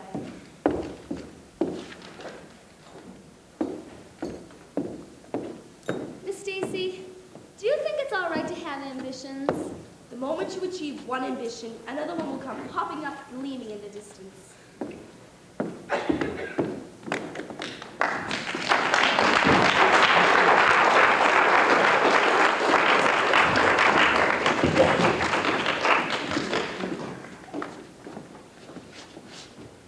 Marilla, why weren't you at Ladies' Aid? We are finishing up the missionary clothes. Matthew had a terrible spell with his heart, though he's all right again. That's a mercy.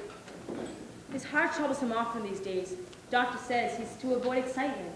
That's easy enough for Matthew. And he mustn't do any heavy work. Might as well tell Matthew not to breathe as not to do any work. Have you heard anything yet about the Queen's exam? How do you suppose Anne came out? Rachel Lynde, it's been 3 weeks, and not a word. If you want my opinion, which I'm sure you don't, that's what comes of having a liberal as superintendent of education. The pass list is out. About time. And the pass list is out. Father brought the paper on the train from Bright River. Well? You and Gilbert tied for first, but your name leads the won. I'm dazzled. I don't know what to say. Matthew! Matthew, I passed! I came out first! Or one of the first. Takes my breath away! Knew you could do it. Said all along you'd be first on the island. You done pretty well, Anne, I must say. Pretty well, she's done very well. Said all along she'd beat him easy. Come on, Ann, let's tell Miss Stacy. Charlie's halfway up. Ruby, too. Josie just scraped by, at bottom. First. My girl's first. Never thought she grew out of her Fred the Brain ways. Anne's turned out real smart, and I don't mind admitting it. I expect she's vain enough as it is. Gracious sakes! Moody MacPherson got a conditional in history, but at least he passed. Well, I'm on my way to the MacPhersons with the news. I reckon Miss Stacy didn't do such a bad job after all, even though she is a woman. Still don't like those puff sleeves. No, I kind of like them. Matthew, in a few months, our Anne will be gone. Gone for good. I get lonesome just thinking about it. Well, now, Marilla, she'll be home to visit. Won't be the same. Men can't understand these things. No, I don't know. Place will seem awful quiet and lonesome this winter. And I still don't like Miss Stacy's puff sleeves. They're the biggest balloons.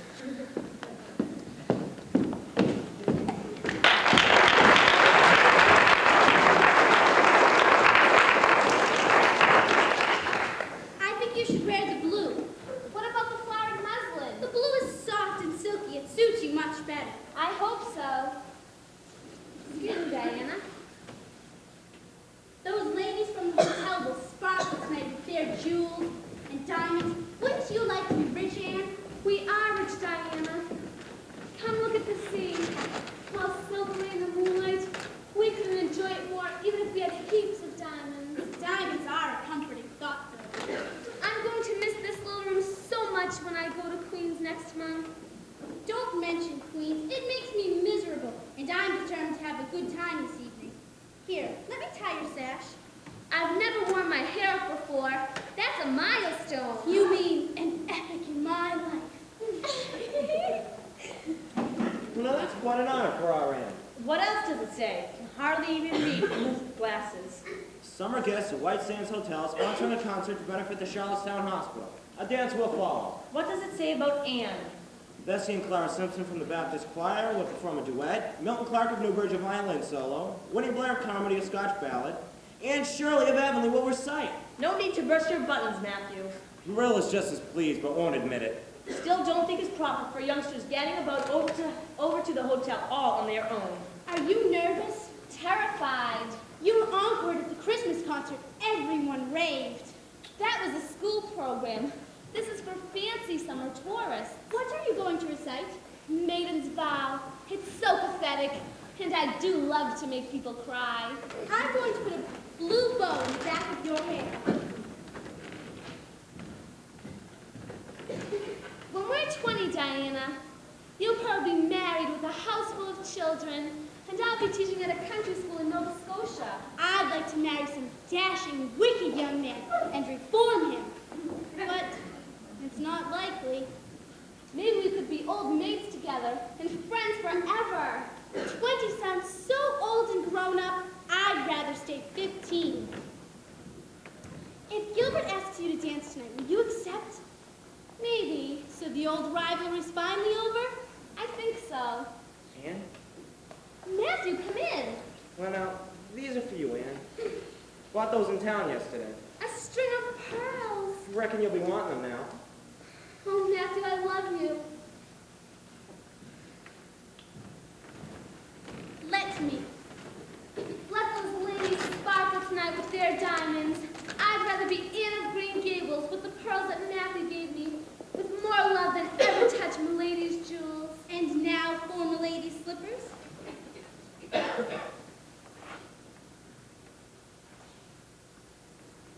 Am I ready?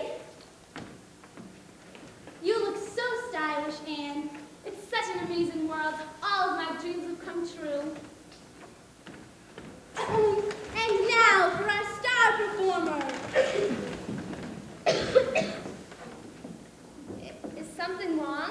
No. You look neat and proper. I like your hair that way. You look real nice, Anne. That dress looks a mite thin for these damp nights. I'll be fine, Marilla. Goodbye. Bye, Matthew. My girl, the only one from Avonlea on the whole program. Come on, Ann. We'll be late. This Charlie and Ruby. We've got to run.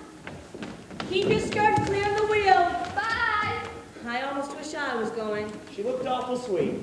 Organdy is the most unserviceable stuff, and I told you so when you bought it. Well, now I kind of like it. No use talking to you nowadays. The clerks at Carmody tell you something's in style, you plunk down your money. I reckon it's been a good arrangement after all. What's that? Well, you raising Ann up strict and proper like, and me spoiling her now and again.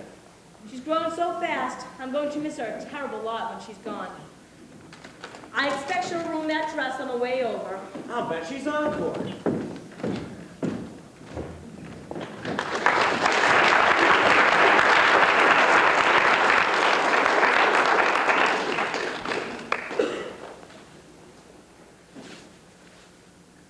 When I stood on stage, looking out into the sea of strange faces, my heart fluttered, my knees trembled. Looking at those ladies in their elegant silks suddenly made my dress seem so plain. That was wonderful, Anne. I cried like a baby. At first, I thought you'd forget the words. Were you scared? Terrified, at first my voice wouldn't start. I died. An audience full of Mr. and Mrs. Moneybags. I reached up and took courage somehow. Your voice was so dramatic. Honest, Ann, you were the best thing on the program. Lots better than those ladies from the Baptist choir. And you were the only one encored. I don't know. I'd like to be Mrs. Moneybags someday. Wouldn't you? I'd just rather be myself. Mr. Charles Moneybags Esquire requests the honor of this dame. I accept. Ann? Hello, Ann. Hello, Gilbert. Diana, would you care to dance?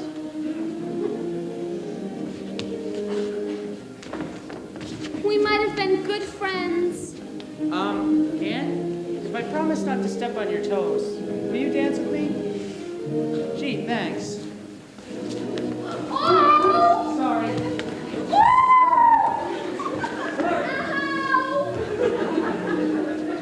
Credit to Avonlea, no mistake. I don't approve of play acting. For recitation, there's nothing simple in that. At first I thought Anne would never get started, but she calmed down and filtered through. If you want my opinion, which I'm sure you don't, that Winnie Blair sang like a sick rooster. The only reason she got picked is because her brother is on the committee. Julia Barrett, did you hear about the new lawyer's wife? No, what? You should have seen the dress she had on last week. The neckline started up in Nova Scotia and went clear down to South America. Gracious Providence. Of all unaccountable things, did ever any mortal?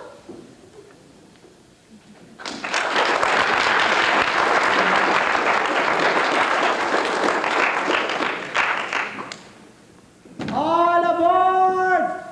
Good afternoon, Mr. Cuthbert. Is that the train for Charlottetown? About to pull out, sir. Anne, don't be dawdling. That child gets into such a fluster, I thought she'd never finish packing. Anne! All aboard! I'm so glad you put flounces on my skirt, Marilla. It's so much better to study now that I have fashionable clothes. Be sure to write once a week, like you promised. Queens is so far away, I'll feel like a cat in a strange garret. No, you'll do just fine. I do so want to make you proud of me, Matthew. I already am proud of you, Ann. Best be getting on, miss. Eat proper, study hard, and eat properly. Is something wrong, Marilla? I was just thinking of the little girl you once were. I haven't changed a bit. Not really. Look at you, so tall and stylish. Almost wish you didn't have to leave Avonlea. Marilla, I'm still the same me, down deep inside. And I will miss you and Matthew and dear Green Gables every day of my life. Goodbye, Anne. Goodbye. Goodbye, Matthew. Goodbye. Certainly has changed since I've last seen her. Years ago, sitting on her suitcase, looking so forlorn. Wish she could have stayed that little girl she once was, even with her peculiar ways. I guess spoiling her now and again didn't do much harm after all, now did it? I suppose not. She's smart, and pretty, and loving too, and that's better than all the rest. She's been a real blessing to us. Those trains put out a terrible lot of cinder, if truth be told. I reckon there never was a luckier mistake. There was no mistake. It was Providence. We needed her, Matthew.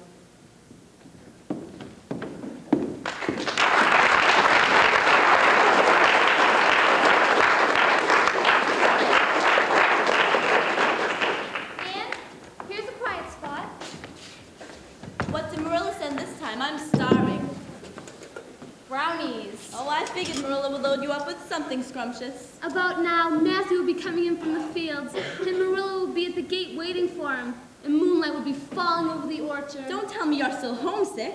Aren't you? Some people have no self-control. I could never be homesick, not for poky old Avonlea. You should see my French professor. He is a doll. His mustache would make your heart flutter. Ruby, hand over the brownies. I'm hungry as a bear. I don't know what's gotten into Gilbert lately. He's gotten so serious. He reminds me of you, Anne, when you took a thoughtful fit. Professor Tremaine says Gilbert is sure to win the gold medal for academic excellence, and Emily Clay will take the silver. Maybe you could try for a medal, Anne. It would please Matthew. I guess the next best thing to trying and winning would be trying and failing. Failing! I should be studying for my Latin test. My horrid old Latin professor gave me 20 lines to memorize by tomorrow. Well, what are you girls going to wear for commencement? I've got my dress all picked out. Gilbert loves blue. Gilbert's been walking me home from class every day. But honestly, I think Frank Stockley is lots more fun. Well, how come Gilbert walks you? He never carries my books for me. Gilbert's okay, I guess. But then there's Frank, and you know Bobby. Oh, and Billy, Joey, Danny. What about you, Anne? Anne? Oh, I was just thinking about my essay for composition class. And I've been wondering, do people with that red hair ever get used to it? Josie! I've made a heroic effort to like that person, but that Josie Pye will not be liked.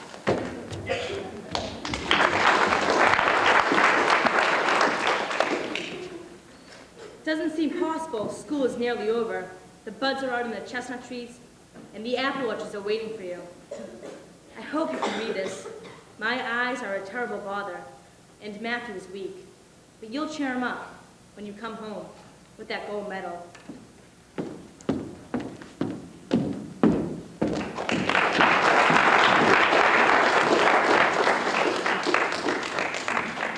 Coming home with that gold medal. I do so want you and Ruby for Matthew's sake. Aren't you excited, though? In a moment, we'll know whether it's you or Gilbert. Please be a dear and check the bulletin for me. I haven't the heart to look. Hip, hip, hooray! Hooray for Gilbert! I knew Gilbert would win. Professor Tremaine even said. Matthew will be so disappointed. Congratulations, Gilbert. Congratulations, Gilbert. Congratulations to you, Aunt Shirley. Me? You won the Avery Scholarship. The Board of Governors granted an Avery Scholarship to a student from Queen's Academy for the first time ever. To the student writing the best essay, you! That means 4 years at Redmond University. What about our exams? We passed, Ruby! I passed! Hooray for Anne! 3 cheers for Avonlea! Hip, hip, hooray! Hip, hip, hooray! Hip, hip, hooray! We all passed! Except for you, Josie. You flunked the whole year. Well, who wants to teach some boring little country school anyway? My daddy can afford to send me back to Queens. Josie, can I borrow the blue dress your father bought you?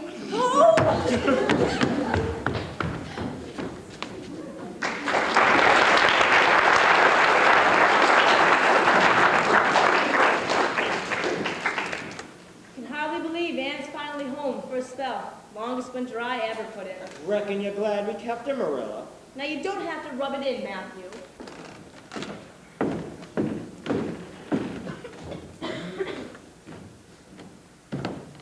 Matthew, I've had such a wonderful morning roaming around. Come sit a while and talk. We haven't talked for a while. My girl earned a first-class teacher's license and an Avery scholarship. Oh, Matthew, I've missed you so much. You look tired. Well, now, I'm getting old. I just keep forgetting it. Maybe you should be taking things easier. Well, now, I just can't seem to. Guess I've been working so hard all my days, I'd rather drop in the harness. If only I'd been that boy. I could have spared you in 100 ways. Well, now, Ann, I'd rather have you than a dozen boys. Just you remember that, a dozen boys. Reckon it wasn't a boy who took home the Avery Scholarship now, was it? No, it was a girl. My girl I'm so proud of. Matthew, I do love you.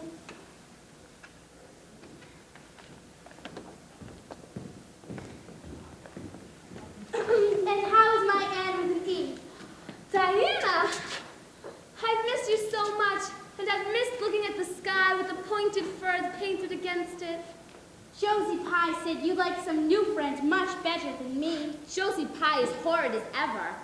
I suppose you won't be teaching now that you've won the Avery. I'll be going on to Redmond, but first, 3 glorious months of summer. Moody and Ruby both got teaching jobs here on the island, and Gilbert's going to teach too. Gilbert won't be going on to the university? His father can't afford to send him. Come on, Mother's dying to see you, and Minnie May.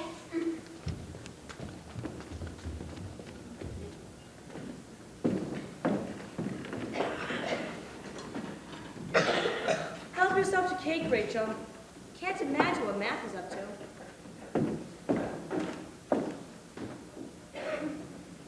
Never one to brag, but my lemon cake is much moister.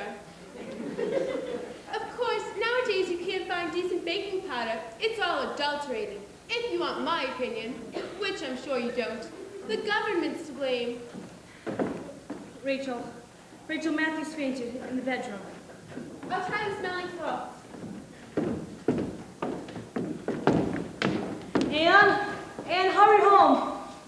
Fetch for the buggy and get Dr. Stevens. Matthew's fainted.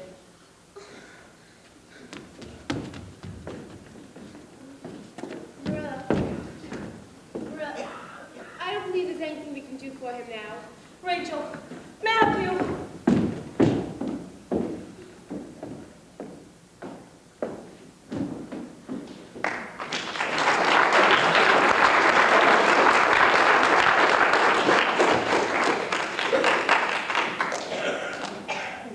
Dr. Stevens said death was instantaneous and probably painless. I still can't keep thinking, if I go into the barn, Matthew will be there.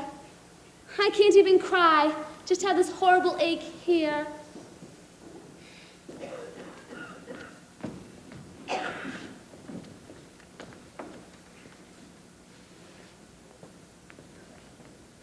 And you could spend the night at my house if you'd like. Thank you, Diana, but I'd rather stay with Marilla. I think she needs me. I understand.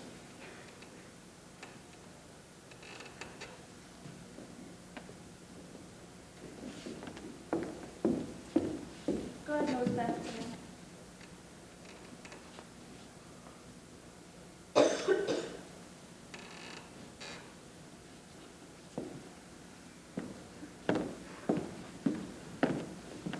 Hello, Miss Stacy. It's not easy for me, Anne, but I must say goodbye now. Goodbye? You're leaving? I'm going out west to teach. It'll be an adventure, I expect. Oh, Miss Stacy, thank you for everything.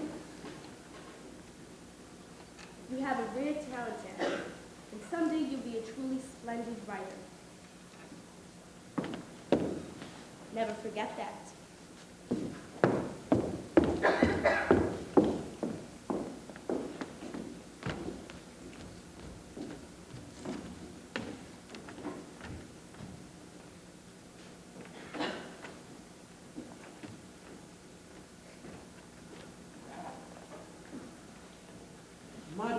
My girl I'm so proud of. Oh, Matthew, I miss you so much. No use crying, Anne. I can't bring him back. I knew that today, but couldn't help it. The tears don't hurt the way the horrible ache does. I'm here. Oh, Marilla, Diana asked me to stay with her tonight, but I had to be with you. It's not her sorrow, it's yours, and it's mine. And I don't know what I would do if you weren't here. You'd never come. And maybe I've been strict and harsh, but you mustn't think I didn't love you as much as Matthew. Oh, Marilla, what will we do without him? We'll be okay. I want you to have this, Anne. Your mother's amethyst brooch. I have to tell you now what's in my heart. Sometimes, like this, it's easier. I love you, like you were my own flesh and blood. You've been my joy and comfort ever since you came to Green Gables. What a girl you were for getting into scrapes. Remember the time when you fell off the roof at school? I had to walk the ridge pole. Josie dared me. And when you almost drowned playing Camelot. How was I supposed to know the boat had a leak in it? What a girl you were for prattling. I thought your tongue would clean wear out. I'm quieter now. I don't feel like talking as much. I never thought I'd live to see the day you leaving the island, going off to the university in Nova Scotia. And Ruby going to teach at Newbridge, and Moody at Carnegie, and Gilbert. Gilbert, he's turned into a handsome young lad. Reminds me of his father. John Blythe and I used to be real good friends. People used to call him my beau. What happened? We had an argument. I was angry with him, and I wanted to punish him. I wish he'd forgiven me when I had the chance. You had romance in your life, Marilla? I guess you could call it that. Nobody would think as to look at me, but you can't tell from folks from their outside. Get some rest, man.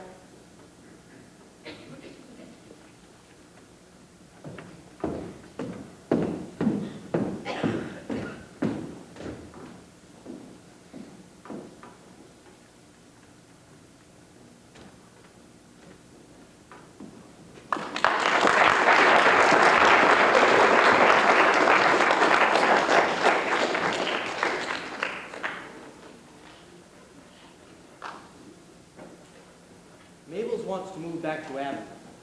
But when we heard you were selling the farm, what with Matthew gone, and leaving again. Don't see how I can manage. My eyes are a terrible bother. So Mabel insisted I come by and talk business with you. Thank you, Mr. Spencer. I'll certainly consider your offer. Green Gables is a beautiful place, but the buildings are old. It'll run down and down, so nobody'd want to buy. Tear my heart apart to see Green Gables going to ruin. Think it over, Miss Cuthbert. Green Gables is a heavy responsibility for an older woman all by herself now. I'll let you know. This will take some deciding. You don't have much time. We're also considering the Evans place. Oh, and Mabel sends her sympathy, of course. Never thought I'd live to see the day when I'd have to sell my home.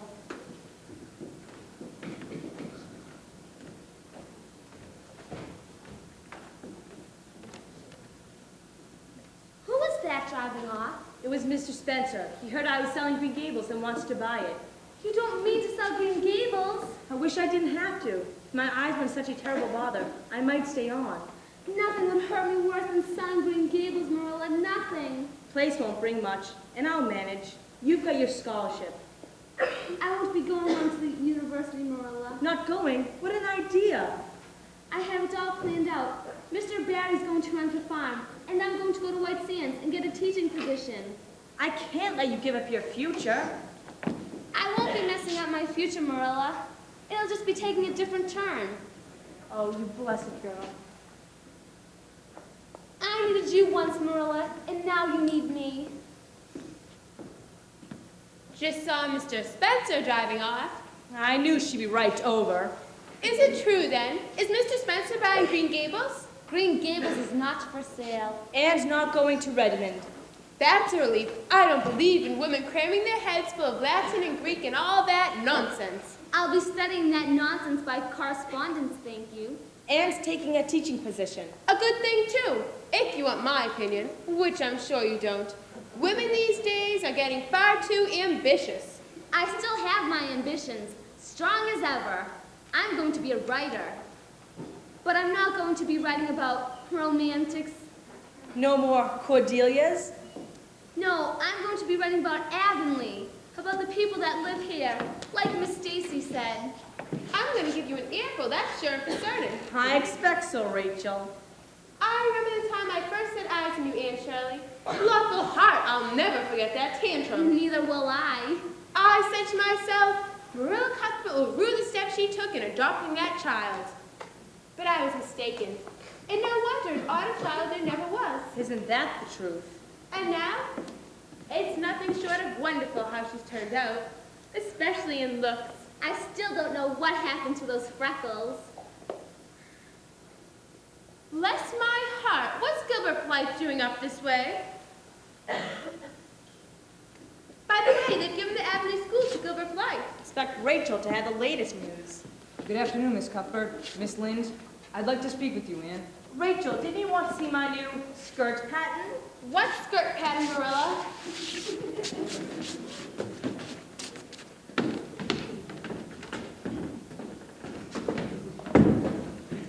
Hello, Gilbert. Anne, the trustees voted to give you the Avonlea School. But I thought they gave Avonlea to you. I withdrew my application and suggested your name instead. I can't let you do that, Gilbert. I guess you can't stop me. I've already signed the papers at White Sands, so it wouldn't do you any good to refuse. It just doesn't seem fair. I can be stubborn too, you know. Oh, Gilbert, thank you for giving up your position at Avonlea for me. So you're finally forgiving me after all these years. I forgave you long ago, but I was too proud to tell you. We were born to be friends, Anne. I only teased you because I thought you had wonderful radio. Oh, Gilbert, we've been good enemies. Maybe now we can be good friends. We've got a lot of catching up to do. I'd like that.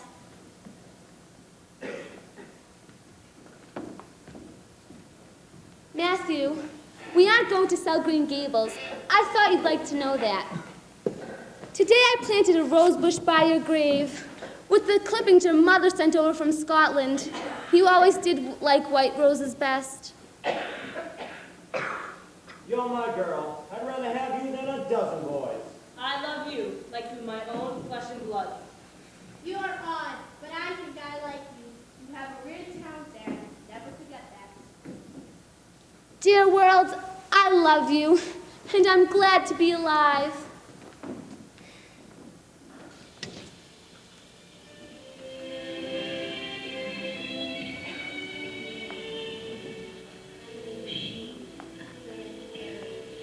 Thank you.